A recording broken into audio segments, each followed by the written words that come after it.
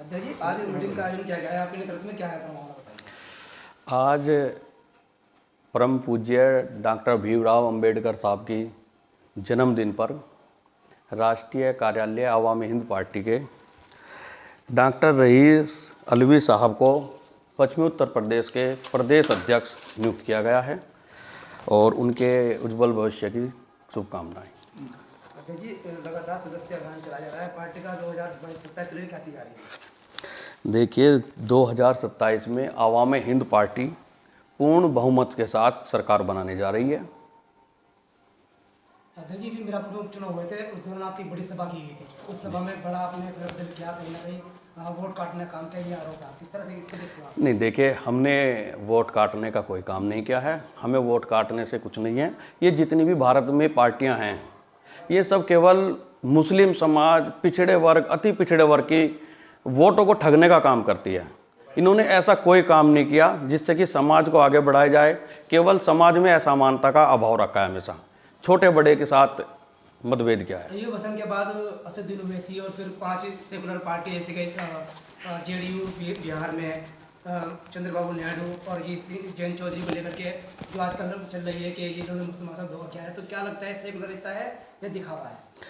देखिए, वक्फ बोर्ड पर जो ये 4-5 पार्टियां हैं सेकुलर दिखाने का ड्रामा कर रही हैं और इन्होंने मुस्लिम समाज, मेरा मानना तो यह है कि इन्होंने मुस्लिम समाज के साथ बहुत बड़ा धोखा किया है और मुस्लिम समाज को कहीं ना कहीं उन्हें बहुत आहत किया है, भावनाओं का आहत किया है।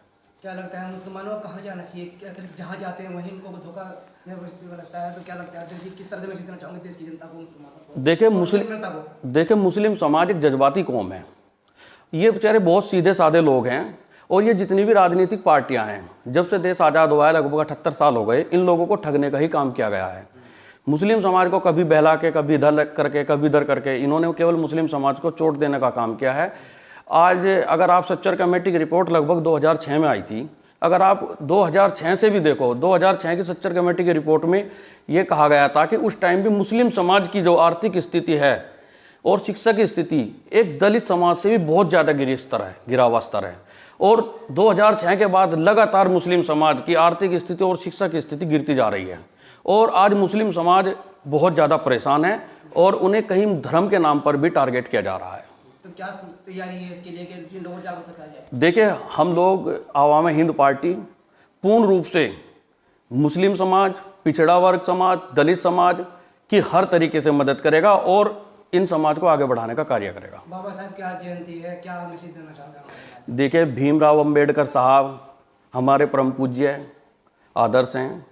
उन्होंने ही केवल एक भारत को समानता का अधिकार दिया है, जिसमें अंबेडकर साहब ने कहा है कि भारत में जितने भी दलित हैं, मुस्लिम हैं, पिछड़ा वर्ग है, उन सबको समानता का अधिकार दिया, शिक्षा का अधिकार दिया, मौलिक अधिकारों का अधिकार दिया और मैं तो उन्हें अपना परम पूज्य मानता हूँ, उन्हें अपना आदर्श मानता हूँ। क्या शुभकामना देना चाहेंगे हमारे माध्यम से? मैं आपके चैनल के माध्यम सबसे पहले तो मैं आप लोगों का धन्यवाद करता हूं। आप लोग आए यहाँ पे, आप लोगों ने हमारी बात रखने का मौका दिया। मैं समाज को संदेश देना चाहता हूं कि आज भीमराव अंबेडकर साहब की जयंती है, उसको पूर्ण धूमधाम से मनाया जाए और उनके संविधान को प्रभावशाली ढंग से लागू किया जाए।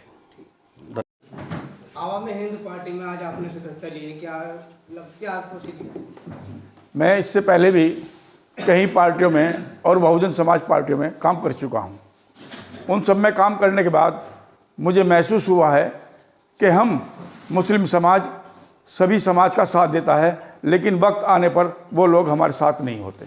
आवामी हिंद सिर्फ मुस्लिमों के लिए काम करती है, दलित के लिए भी काम, सबके लिए? आवामी हिंद पार्टी, आप नाम से ही अंदाज़ा लगा लीजिए कि पूरे हिंदुस्तान के अवाम न कि मुस्लिम के लिए काम करती है और इसी काम की वजह से हमारे साथ 3 और अन्य पार्टियां जुड़ चुकी हैं। थोड़ा सा क्या मैसेज देना चाहोगे पार्टी के माध्यम से देश की जनता को, क्या मैसेज देना? मैं आज बाबा भीमराव अंबेडकर जी के जन्मदिन पर, जिन्होंने हमें एक ऐसा संविधान दिया जो समानता का अधिकार है, सभी लोगों को समानता का अधिकार है, इस उनके शुभ जन्मदिन पर मैं ये मैसेज देना चाहूँगा कि आवामी हिंद पार्टी सभी आवाम के लिए काम करेगी और उनके उत्थान के लिए काम करेगी। राष्ट्रीय अध्यक्ष जी का बहुत आभारी हूँ कि मुझे उन्होंने इस काबिल समझा कि उन्होंने मुझे आज पश्चिमी उत्तर प्रदेश का प्रभार दिया है और मुझे पश्चिमी उत्तर प्रदेश का अध्यक्ष बनाया है। मैं उनका बहुत और पूरी उनका टीम का धन्यवाद अदा करता हूँ।